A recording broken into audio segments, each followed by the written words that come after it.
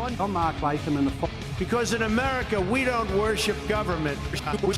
E juntos vamos fazer a América grande de novo.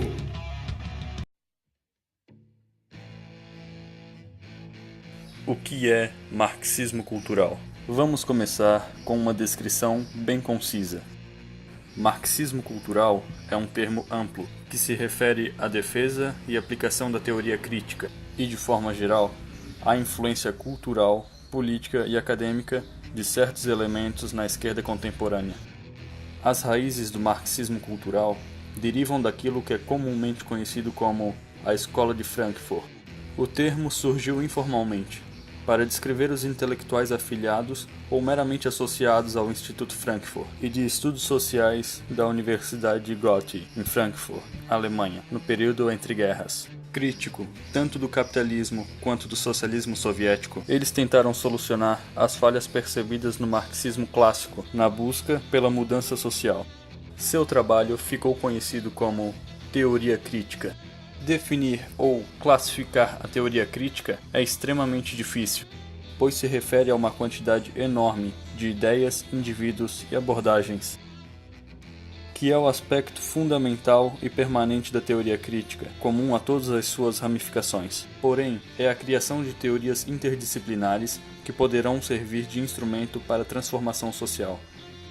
Durante a década de 60, a teoria crítica da Escola de Frankfurt ganhou popularidade entre alguns segmentos dos partidos e pensamento de esquerda, tanto na Europa quanto na América do Norte. Hoje em dia, sua influência é vista pelo mundo acadêmico ocidental, dominando as ciências sociais e humanas. Estudo de gêneros e da raça branca são dois exemplos. Um dos mais influentes teóricos críticos e um membro original da Escola de Frankfurt foi Robert Marcuse.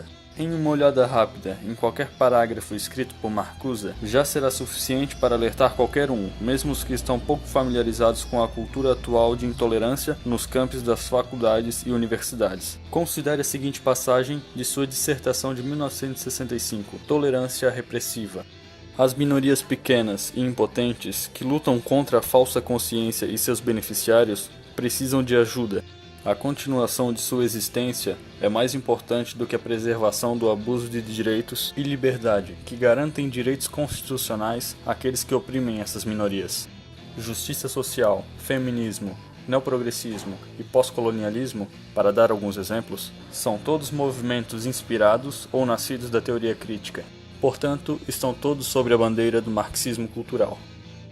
Seja gênero, orientação sexual, família, raça, cultura ou religião, todos os aspectos da vida de uma pessoa devem ser questionados. Toda norma ou padrão social deve ser contestado e idealmente alterado, para o suposto benefício de grupos oprimidos. O marxismo clássico via a luta de classes como um conflito entre burguesia e o proletariado, entre os que têm e os que nada têm. O marxismo cultural enxerga esse conflito ocorrendo entre oprimidos e opressores, entre os privilegiados e os não privilegiados. A classe do proletariado foi substituída por minorias, e grupos maiores são tipicamente classificados como privilegiados e opressores. Já os grupos minoritários são classificados como não privilegiados e oprimidos. Heterossexuais são opressores. Indivíduos cisgêneros são opressores. Brancos são opressores, especialmente homem branco. Os cristãos são opressores. Aqueles que não se encaixam nesses grupos são, portanto, considerados oprimidos. Assim faz sentido pensar que, se os heterossexuais são opressores, a solução é encorajar outras formas de sexualidade. Se os brancos são opressores, a solução está na diversidade racial. Se indivíduos cisgêneros são opressores, a solução está em encorajar transgenerismo. Se os cristãos são opressores, a solução é propagar o Islã.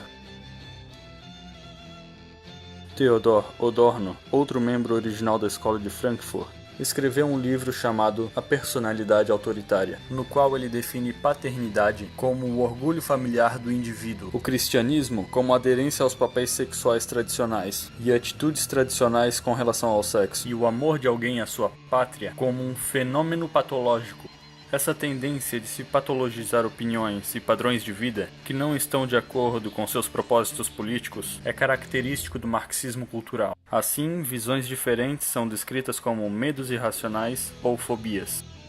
Por exemplo, uma pessoa que se sinta incomodada, vivendo em uma área dominada por imigrantes muçulmanos, pode ser rotulada como islamofóbico, visto que o desejo de viver entre pessoas semelhantes étnica e culturalmente a ela é considerado detestável e fóbico.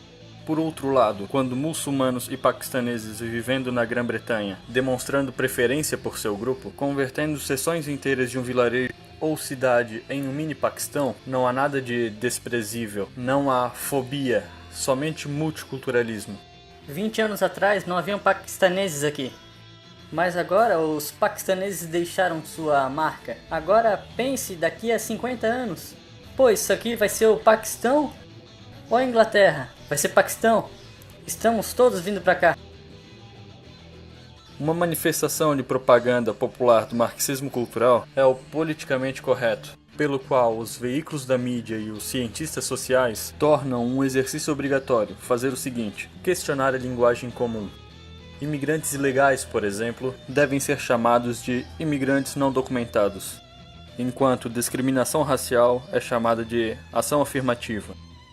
Sua ambição em definir e redefinir palavras pode ser vista como uma forma de controlar o discurso e alterar normas culturais. Racismo e sexismo foram redefinidos como resultado de preconceito mais poder, o que leva a afirmações ridículas como não há sexismo contra homem e Eu, uma mulher de minoria étnica, não posso ser racista ou sexista contra homens brancos.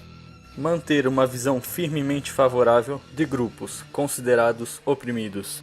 Islã é uma religião de paz. Black Lives Matter é um movimento de protesto pacífico e legítimo. O feminismo defende a igualdade e assim por diante. Nenhum desvio dessa narrativa será tolerado. Jamais. Tampouco crítica alguma.